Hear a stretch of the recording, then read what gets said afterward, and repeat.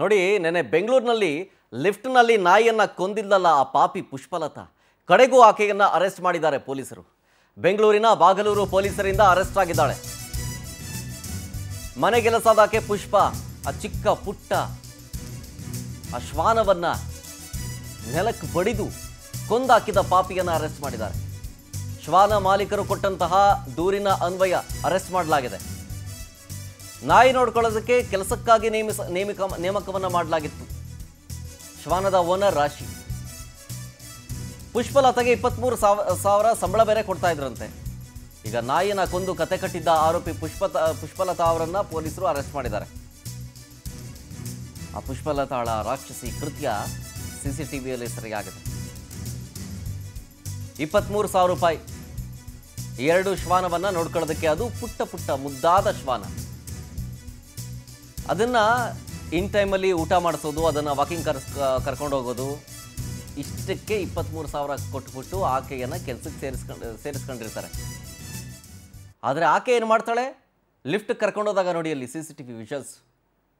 ನೆನೆ ನೋಡಿದಿರಿ ಅನ್ಸುತ್ತೆ ನೀವು ಈ ಸ್ಟೋರಿನ. ನೋಡಿಲ್ಲ ಅಂದರೆ ಇನ್ನೊಂದ್ಸಲ ಹೇಳ್ಬಿಡ್ತೀನಿ ಕೇಳಿ. ಆಕೆ ಪುಷ್ಪಲತಾ ಅಂತ, ಮನೆಗೆಲಸದಾಕೆ. ಈ ಕಡೆ ಲೆಫ್ಟ್ ಸೈಡಲ್ಲಿ ಅವರು ಆ ಶ್ವಾನದ ಓನರ್ ರಾಶಿ ಪೂಜಾರಿ ಅಂತ. 2 ಪುಟ್ಟ ಮುದ್ದಾದ ಶ್ವಾನಗಳಿದ್ದಾವೆ. ಆ 2 ಪುಟ್ಟ ಮುದ್ದಾದ ಶ್ವಾನವನ್ನು ಈ CCTV ವಿಷಲ್ಸಲ್ಲಿ ನೋಡ್ತಾ ಇದ್ದೀರಾ. ಮನೆಗೆಲಸದಾಕೆ ವಾಕಿಂಗ್ಗೆ ಅಂತ ಲಿಫ್ಟಲ್ಲಿ ಕರ್ಕೊಂಡು ಹೋಗ್ಬೇಕಾದ್ರೆ ಆ ಒಂದು ಶ್ವಾನವನ್ನು ನೆಲಕ್ಕೆ ಬಡಿತಾಳೆ. ಆ ಶ್ವಾನ ಸಾವನ್ನಪ್ಪುತ್ತೆ. ಆಮೇಲೆ ಬಂದು ನಾಟಕ ಆಡಿರ್ತಾಳೆ. CCTV ವಿಷಲ್ಸ್ ನೋಡಿದಾಗ ಗೊತ್ತಾಗುತ್ತೆ ಈಕೆಯೇ ಕೊಂದಿರೋದು ಅಂತ.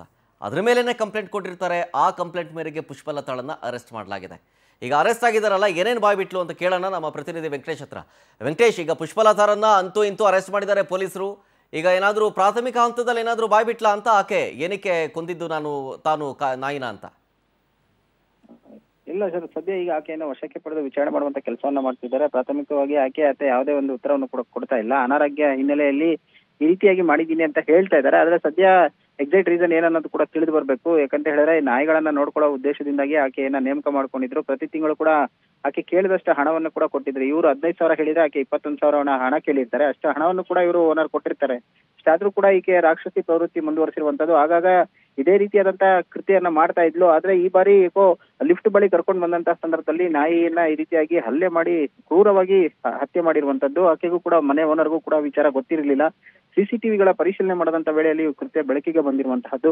ಸದ್ಯ ಆಕೆಯನ್ನ ಈಗ ವಿಚಾರಣೆ ಮಾಡುವಂತ ಕೆಲಸವನ್ನು ಮಾಡ್ತಾ ಇದ್ದಾರೆ. ಪೊಲೀಸರ ಉತ್ತರ ಯಾವುದೇ ಒಂದು ಪ್ರಶ್ನೆಗೆ ನಿಖರವಾದಂತ ಉತ್ತರಗಳನ್ನು ಕೊಡ್ತಾ ಇಲ್ಲ. ಸೊ ಹಾಗಾಗಿ ಆಕೆ ಮೆಡಿಕಲ್ ಅನ್ನ ಮಾಡಿಸಿದ ನಂತರ ಮತ್ತೆ ವಿಚಾರಣೆನ ಮುಂದುವರಿಸ್ತೀವಿ ಅಂತ ಕೂಡ ಪೊಲೀಸರು ಈಗ ಪ್ರಾಥಮಿಕವಾಗಿ ಹೇಳ್ತಾ ಇರುವಂತಹದ್ದು. ಶರತ್. ವೆಂಕಟೇಶ್.